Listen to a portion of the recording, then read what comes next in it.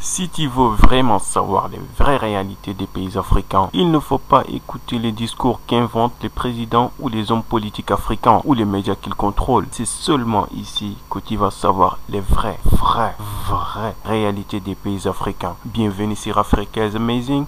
Aujourd'hui, nous allons vous parler des 5 réalités choquantes en Mauritanie que beaucoup de gens ignorent.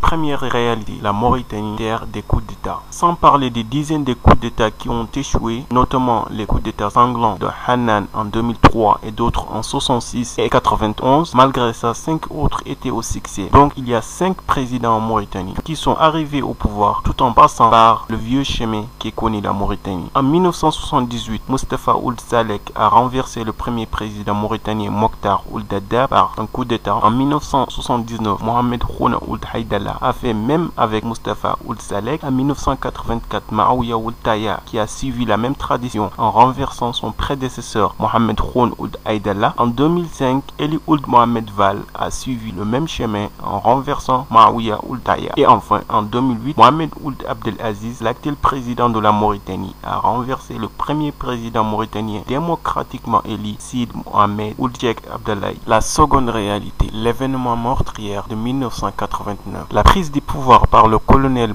Maouya Ould Taya à la suite d'un coup d'État du 12 décembre 1984 est marquée par l'événement meurtrier entre 1989 et 1991. Ces dernières sont marquées par les assassinats des milliers de cadres militaires et civils négro-mauritaniens et la déportation de plus de 120 000 négro-africains vers le Sénégal et le Mali, la radiation des milliers de cadres civils et militaires négro-mauritaniens de la fonction publique, le viol, la destruction des documents d'état civil, la confiscation des biens et de terres pour des négro-africains. L'auteur de cet événement, Ould Taya, n'a jamais tenu debout devant la justice pour répondre à ses crimes. Wow. La troisième réalité, la discrimination. Les Noirs représentent 70% de la population en Mauritanie et pourtant il n'y a jamais eu un président noir en Mauritanie. Pour répondre à la question si un Noir a-t-il les mêmes droits qu'un Arabe blanc ou meurt en Mauritanie, Biram Da Ould Abed a répondu à la question. Tout le monde sait très bien que non. Les Maures blancs, qui représentent moins de 30% de la population, sont largement minoritaires, mais ils s'accaparent tous les leviers du pouvoir, que ce soit politique, économique et administratif. Ils représentent 90% des membres du gouvernement, presque 100% des hommes d'affaires de la Mauritanie, 95% des officiers supérieurs. La discrimination est en contradiction avec les lois en vigueur, mais celles-ci sont faites seulement pour tromper les Occidentaux qui se satisfont des apparences. La loi qui criminalise l'esclavage n'a jamais été appliquée, comme dit Biram Da Ould Abed. Les Haratines, qui représentent plus de 40% de la population, sont toujours des esclaves par ascendance et n'apparaissent presque pas dans les membres de gouvernement,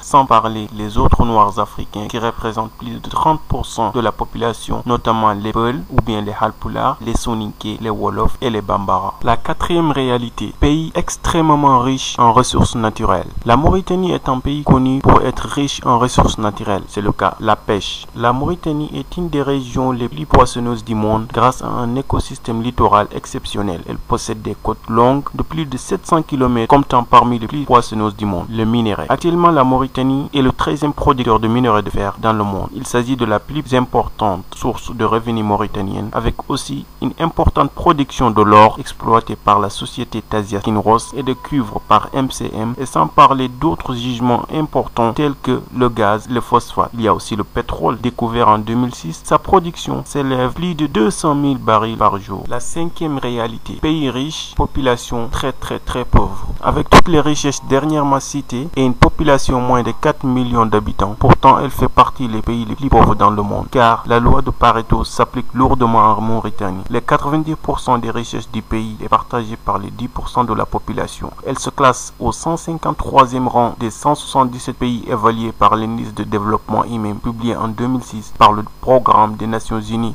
pour le développement PNUD. Plus de 60% des ruraux gagnent moins d'$1 par jour, contre environ 25% pour les habitants de la ville. La pauvreté se concentre surtout dans les régions du sud, notamment le Trarza, Guidimara, le Barakna, Gorgol et le Tagan. Voilà les 5 choses que nous avons programmées aujourd'hui pour la Mauritanie. Laisse un commentaire des choses que tu connais en Mauritanie que nous n'avons pas mentionné dans la vidéo et dis-nous ce que tu en penses. Si tu veux une vidéo sur d'autres pays africains, laisse ça en commentaire et n'oublie pas de consulter les autres vidéos que nous avons déjà publiées et de t'abonner à notre chaîne. En attendant ça, je vous dis Anis Roman, Djara Diof, Adjarama, Shukran, Anaoula.